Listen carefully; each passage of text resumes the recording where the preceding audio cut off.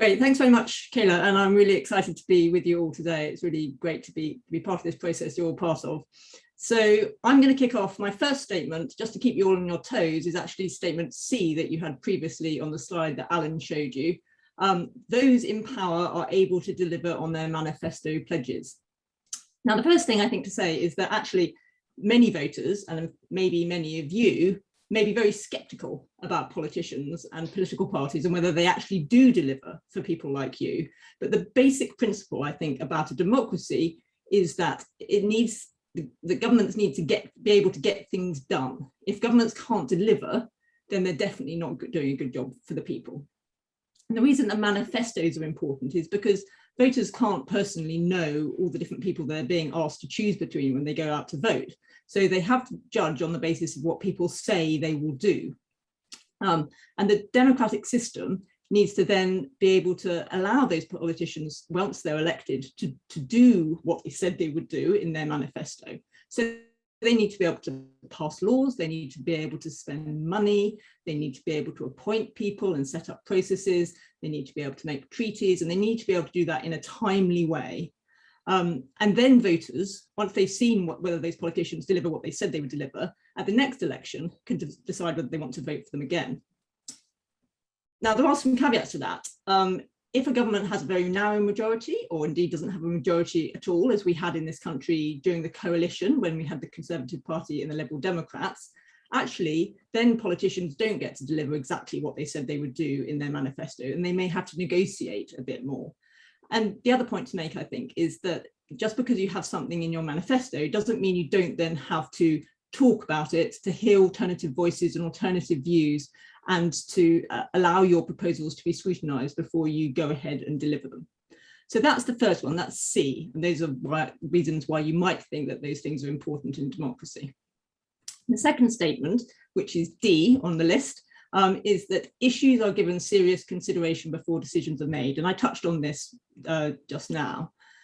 Politicians who are elected often have very strong views on certain issues. And once you're elected into government, you may say, well, the electorate have supported me. I expressed these views, and now I have the right to do these things because I was voted in. But the point in a democracy is that there are lots of people who have been elected to parliament. They may not all be in government, but they all have an electoral mandate. So it's really important for different sides of an issue to be heard and to be discussed, and for all those different voices to be heard before a decision is taken, even if in the end the majority view and the view of those politicians prevails. And I think it's especially important because manifesto promises are often just that. They're fairly high level, they can be just slogans.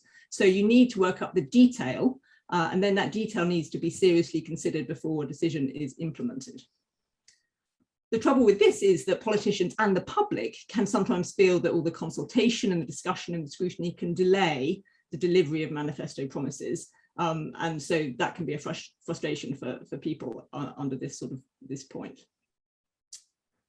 The third statement I want to talk about is A, going back to A in your bingo chart. And that's that these people who are in power can be voted out if they do a poor job. And I think this is just really important, and I understand you've talked about it already today, that voters need regular opportunities to decide if people who are in power are doing a good job and whether they should be allowed to continue. And the thing about elections is they really give politicians an incentive to achieve results. So if they know that they could be voted out, they must think about the promises that they made to the electorate and how they respond in a crisis, as we've just seen with coronavirus, for example, and they have a real deadline to achieve results by. So they can't just take their time and twiddle their thumbs. They've got to get out there and do what they said they would do. And that's the incentive behind having regular elections.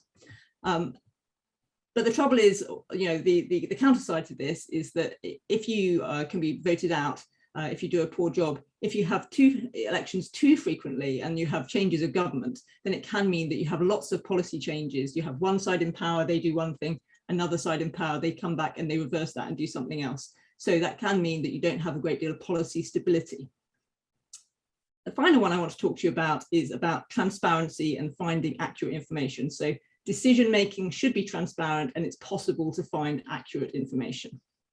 So this is important because voters, all of you, all of us, need to know what decisions have been made and how those are going to affect their lives. And, you know, those decisions might be happening in Parliament. Everyone's not paying attention to what's happening in Parliament all of the time, but it needs to be clear what politicians have decided and how they've gone about that. And that's important because voters need to be able to judge when they next go to the polls whether politicians have done a good job and whether they want them to come back. And I think there's evidence that politicians will make better decisions and do things better if they're aware that the decisions they're making will be scrutinized by people, that people are aware of what decisions they've made and the evidence they relied on to make those decisions. So politicians are more inclined to do a better job if there is transparency around what they're doing.